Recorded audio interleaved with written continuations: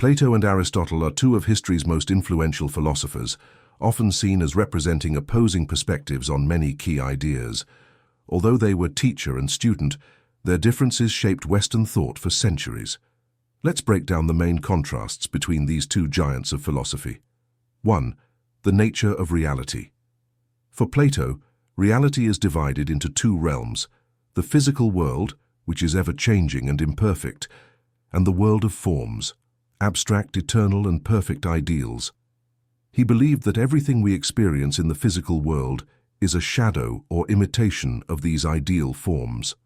For example, a physical chair is merely an imperfect representation of the ideal chairness that exists in the world of forms. Aristotle, on the other hand, rejected this dualism. He argued that reality exists in the material world and is made up of substances. For him, the essence of things, what makes a chair, exists within the object itself, not in some abstract realm. Aristotle's approach is more grounded and empirical, focusing on studying the physical world to understand its principles. 2. Epistemology. How we gain knowledge. Plato emphasized reason and innate knowledge. He believed that humans are born with knowledge of the forms, and through reasoning and introspection, we remember or uncover this innate understanding. This is why he valued mathematics and abstract thought so highly. Aristotle, by contrast, emphasized observation and experience as the foundation of knowledge. He believed we start as blank slates and acquire knowledge through our senses, by observing and analyzing the world around us. Aristotle's method laid the groundwork for the scientific method we use today. 3. Ethics. The good life. When it comes to ethics, Plato's ideas were rooted in his metaphysics. He believed that the good life is achieved by aligning one's soul with the ultimate form of the good, which requires a philosopher's wisdom and a harmonious soul. In his ideal society, philosophers are the best equipped to lead because of their understanding of the forms. Aristotle, however, took a more practical approach. He argued that the good life is about achieving eudaimonia, often translated as flourishing or happiness. This is done through virtuous actions, guided by reason, and living in accordance with one's nature. Virtue for Aristotle lies in the golden mean, the balance between extremes, such as courage being the mean between recklessness and cowardice. Plato believed that the common good could only be achieved if society were governed by philosopher kings, wise rulers who understood the forms, especially the form of the good. In his ideal state, as outlined in the Republic, a rigid hierarchical system would ensure that everyone performed their designated roles.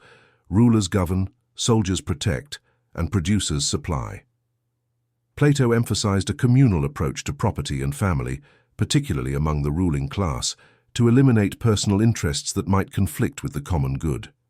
This included the controversial idea of communal child-rearing and the abolition of private property for the guardian class. Plato's notion of the common good was tied to an ideal metaphysical concept of justice and harmony. Aristotle's approach, articulated in politics, was more grounded in the practical realities of governance. He believed in balancing the interests of different classes and maintaining a mixed government, a combination of monarchy, aristocracy, and democracy, to serve the common good. Unlike Plato, Aristotle supported private property and the traditional family structure. He believed that private ownership encouraged responsibility and generosity, and that the family was essential to moral and social development. Aristotle's notion of the common good was more practical and adaptable, focusing on achieving the best possible governance within the constraints of human nature and existing institutions. 5. The role of art. Plato was famously skeptical of art. He argued that art is twice removed from reality, an imitation of the physical world, which is itself an imitation of the forms. For Plato, art can mislead and stir irrational emotions, so he suggested banning certain forms of art in his ideal society. Aristotle, by contrast, valued art for its ability to represent reality and evoke catharsis, a purging of emotions such as pity and fear.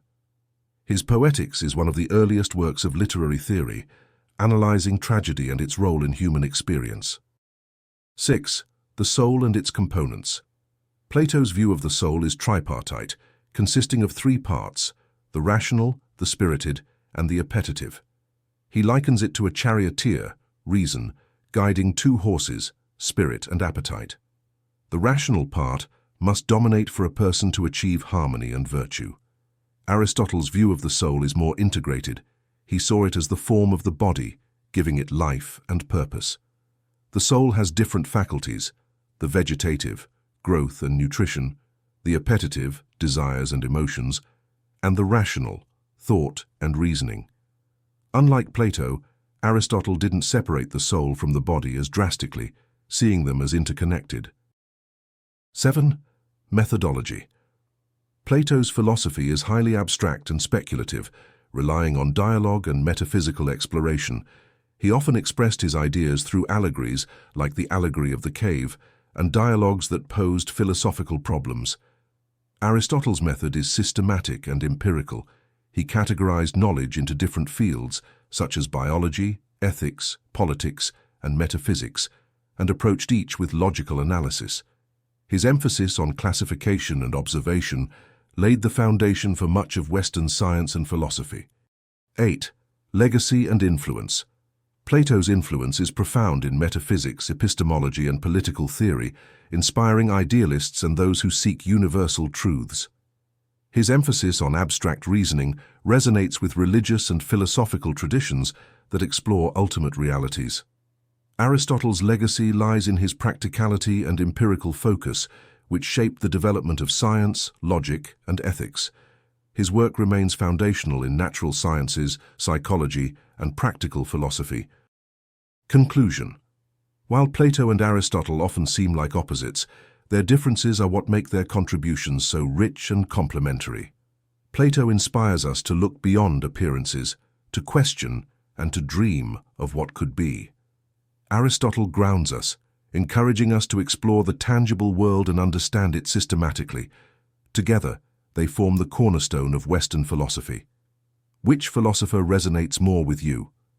Let us know in the comments below, and don't forget to like and subscribe for more insights into the great minds of history.